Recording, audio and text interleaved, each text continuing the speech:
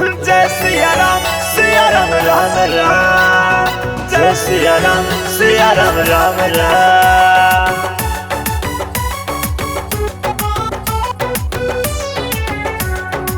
Music by Manish Tiwari.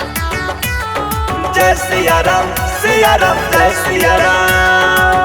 हर जुबान पे रटेंगे बस एक नाम, हर जुबान पे रटेंगे बस एक नाम। जय श्री राम सिया राम राम।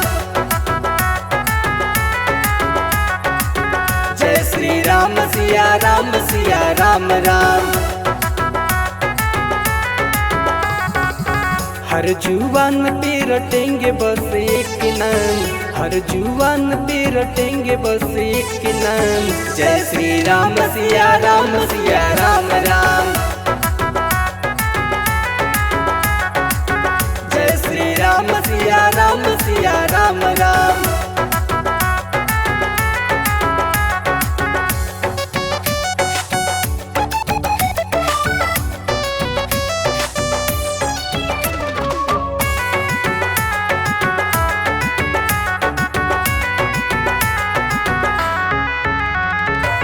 राम के नाम के हम झंडा लहराएंगे, अपन सनातन धर्म को बढ़ाएंगे। जय सिया राम जय सिया राम। राम के नाम के हम झंडा लहराएंगे, अपन सनातन धर्म को बढ़ाएंगे। जय सिया राम।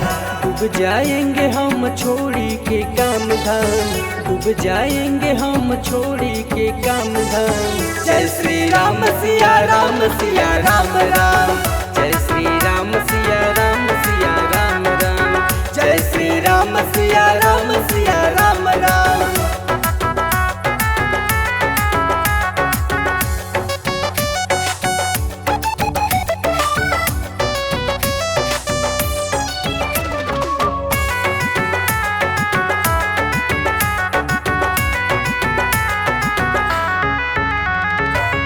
राम जी के नाम जो सीना में अपना रखता है, वो इंसान हनुमान स्वयं दिखता है। जय सिया राम जय सिया राम। राम जी के नाम जो सीना में अपना रखता है, वो इंसान हनुमान स्वयं दिखता है। जय सिया राम।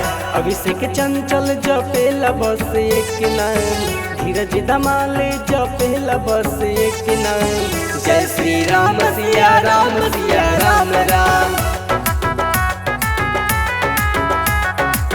जय Shri Ram Siya Ram Ram. And recording studio Birgunj.